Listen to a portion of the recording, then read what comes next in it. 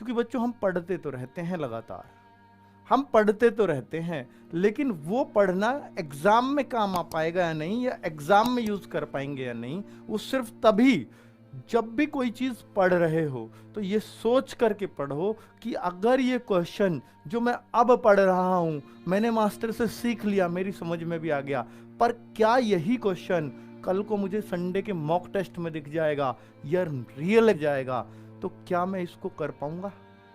ये सोच करके समझा करो टीचर से, ठीक है? और ये सोचा करो कि ये क्वेश्चन अब मेरे सामने कभी भी नहीं आए, तो क्या मैं इसको कर पाऊंगा? आपके पास जवाब होना चाहिए। क्या आप इसको सीधा अब देख रहे हो, उसको सीखो ही इस तरह से कि वो आपके सामने अगर मॉक टेस्ट में आ जाए उसके जैसा भी प्रश्न, उसको कर लो।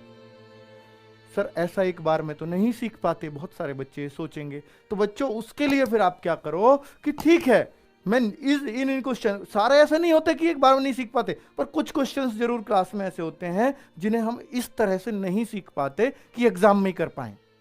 तो उनके लिए क्या करो कि उनके लिए उन क्वेश्चंस को चिन्हित करो क्लास के दौरान ही कि ये वाला क्वेश्चन दोबारा समझना है। रिकॉर्डेड वीडियो भी है आपके पास, दोबारा मास्टर की चला दो चाबी भर के, ठीक है? लेकिन उसका क्वेश्चन का पीछा तब तक मत छोड़ना कि ये सोच के पढ़ना उसको यही तो आएगा एग्जाम में, यही आएगा मेरे एग्जाम में, यही मिलेगा संडे के मॉक टेस्ट में, इसी को तो सीखना था मुझे।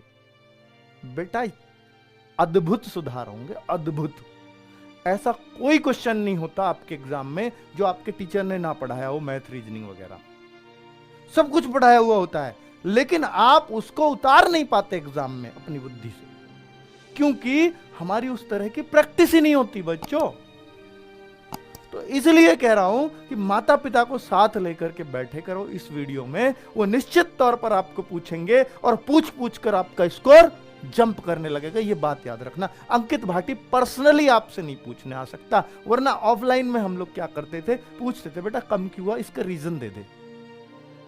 पर ऑफलाइन में मैं कितने बच्चों को पढ़ा पाऊंगा और कितने लोग, बहुत चंद बच्चों को ही वो बात पूछ पाऊंगा। लेकिन आपके माता पिता जिनका एकमात्र उद्देश्य कि सिर्फ और सिर्फ आप सफल होने चाहिए, मेरा टीचर का होने के नाते एक उद्देश्य कि इतने बच्चों को सफल कराऊंगा, लेकिन माता पिता का उद्देश्य तुम्हें सफल कराना है, ठीक है? तो इसीलिए मैं आपसे कह रहा हूं कि उनको जरूर पास बिठाओ जो सिर्फ और सिर्फ आपकी सफलता चाहते हैं। बहुत प्रेशर आएगा आपके ऊपर। चलिए बेटा, बहुत अच्छे आपके माता पिता आपकी सफलता को लेकर के सीरियस हैं और वो आपसे लगातार पूछते रहते हैं कि तेरी तैयारी कैसी चल रही है। ऑनलाइन पे तो हमें भरोसा ही बिल्कुल नहीं है, तो मैं आपसे कहूंगा कि उन्हें इस वीडियो को जरूर दिखाया करो और अपने साथ लेके बैठा करो। तो बच्चों आपकी सफलता के चांसेस बहुत ज़्यादा बढ़ जाएंगे, मेरी बात का यकीन करना। अगर आप मेरी ये बात मान लेंगे तो आपका स्कोर में अद्भुत सुधार दिखेंगे। सर वो कैसे? क्या उनके आशीर्वाद मात्र से हो सकता है ये काम? नहीं, उनका आशीर्वाद से ज़्यादा उनका आशीर्वाद ही उनका प्रेशर होता है बच्चों।